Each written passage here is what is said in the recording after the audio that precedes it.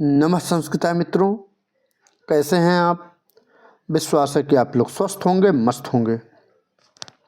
मित्रों, आज हम लोग इस वीडियो में किराता अर्जुनीयम के प्रथम सर्ग का ये 17वां श्लोक का अध्ययन करेंगे।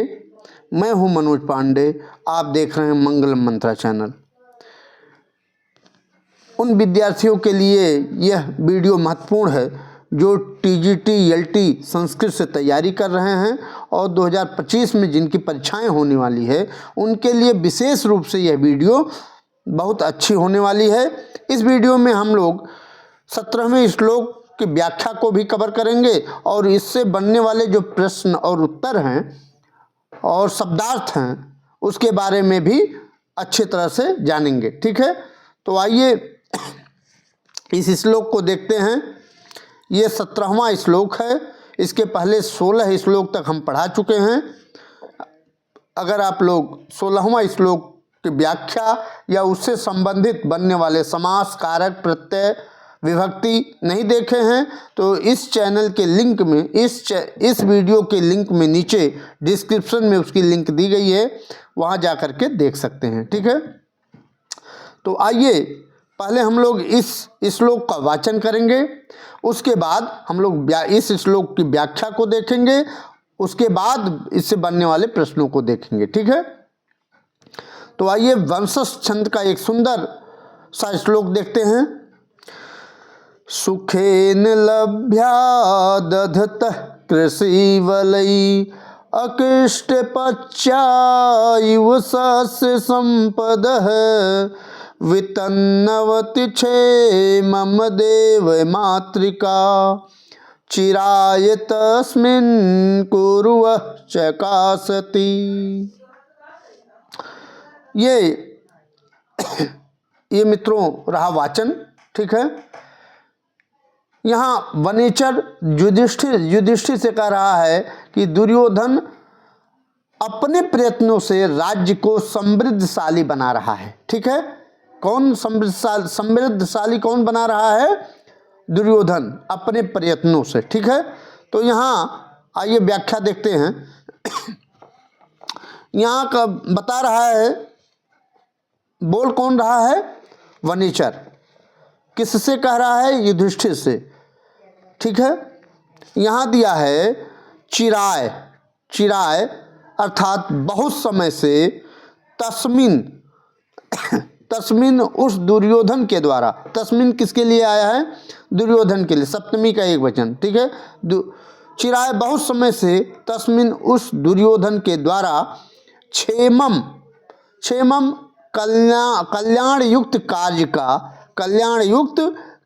का वितन्नवती विस्तार करते रहने पर, यहाँ वितन्नवत है ना, विस्तार करते रहने पर। ठीक है, यहाँ सप्तमी का एक वचन है वितन्नवत। ठीक है, विस्तार करते रहने पर। ठीक है, अदेव मातृका अर्थात वर्षा पर आश्रित न रहने वाला। वर्षा पर कौन नहीं आश्रित रहने वाला है? तो यहाँ दिया कुरुवह अर्थात वह कुरु प्रदेश अकृष्ट पच्चा, मानो बिना, यहाँ अकृष्ट पच्चायु। ठीक है, मानो कि बिना जुताई के पकी हुई शस्य संपद है। शस्य मतलब फसल और संपद में संपत्ति। फसल रूपी संपत्तियां कृषि वलय, किसानों के द्वारा, यहाँ दिया है ना कृषि वलय, उस किसानों के द्वारा दधतः धारण की हुई, किसानों के द्वारा धारण करते हुए क्या कर रही है? चकासत। यहाँ नीचे है चकासत अर्थात सुशोभित हो रही है। ठीक है, वह कुरु प्रदेश क्या सुशोभित हो रहा है? कुरु प्रदेश सुशोभित हो रहा है। अर्थात ये बताना चाहता है यहाँ कवि कि दुर्योधन के राज व्यवस्था में, वह दुर्योधन ऐसी व्यवस्था अपनी प्रजा पालन के लिए कर दिया है जिससे वहाँ की जो फसलें हैं वह लहलहा रही हैं। ठीक है, लहलहा रही हैं। ठीक है, क्यों? अकृष्ट पच्चायु यहाँ दिया है, अकृष्ट पच्चायु मानो कि बिना जुताई के ही पकी हुई। ठीक है, और यहाँ दिया है शस्य संपद, शस्य फसल रूपी संपत्तियाँ। ठीक है, यहाँ दिया है अदेव मातृका, अदेव मातृका अर्थात जो वर्षा पर आश्रित न रहने वाला कुल प्रदेश। ठीक है, और देव मातृका जो ईश्वर पर अर्थात इंद्र भगवान पर आश्रित हो कि वह वर्षा करेंगे तब हमारी फसल होगी, ऐसा भी वहाँ हस्तिनापुर में नहीं है। ठीक है, कुरु प्रदेश में वहाँ ये व्यवस्था नहीं है। वह सिंचाई का साधन व्यवस्था बनाया है, दुर्योधन के द्वारा सिंचाई का साधन कूप बनाया है, सिंचाई का साधन नदी बनाया है, सिंचाई का साधन नहर आदि मातृक के रूप में ये व्यवस्थाएं किया है, जिससे वहाँ ये कुरु प्रदेश लहलहा रहा है। ठीक है, समझ में आया? अच्छी तरह समझ।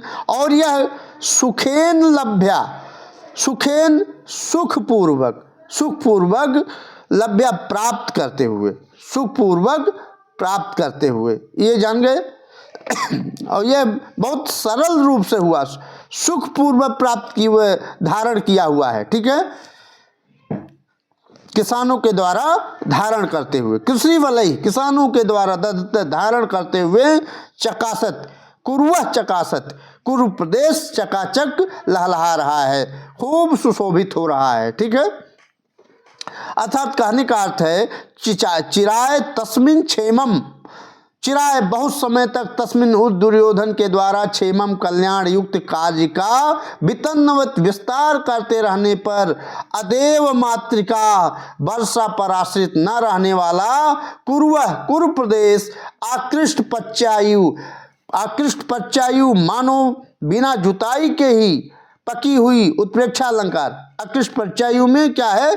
उत्प्रेक्षा अलंकार है। ठीक है, मानो बिना जुताई के ही पकी हुई शस्य संपद है, यहाँ है ना दूसरी लाइन में शस्य संपद है, शस्य संपद है अर्थात वह फसल रूपी संपत्ति, फसल रूपी संपत्ति कृषि वलय किसानों के द्वारा दधते धारण करते हुए चकासती सुशोभित हो रहे हैं। कौन सुशोभित हो रहा है? वह कुरु प्रदेश सुशोभित हो रहा है। ठीक है, और यह सुखेन, और यह सुखपूर्वक प्राप्त हुआ है कृषि वलय को। ठीक है, किसानों को। ठीक है, तो ये रहा मित्रों आपका व्याख्या। आइए इसको कुछ और देख लेते हैं जो इम्पोर्टेंट है। ठीक है, यहाँ मैंने बता दिया वितन्नवत में सप्तमी का एक वचन है विस्तार करते रहने पर। ठीक है, और तस्मिन में भी सप्तमी का एक वचन है। या तस्मिन से किसका बोध हो रहा है? दुर्योधन का।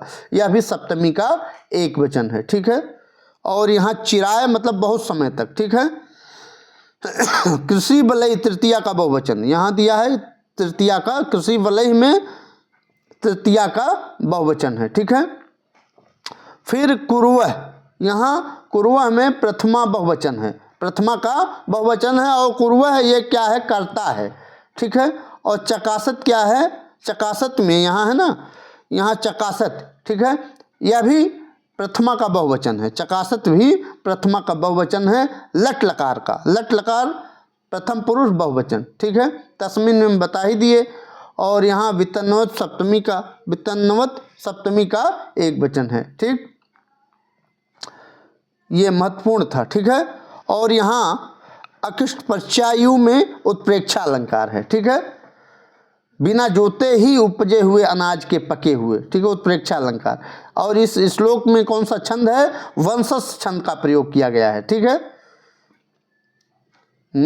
यहाँ अदेव मातृका न देव मातृका इति, अदेव मातृका में नई तत्पुरुष समास है।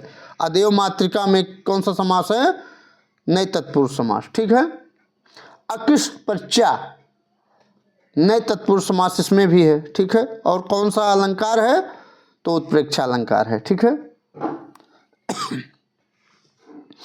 आगे देखते हैं, यहाँ भी वही दिया है।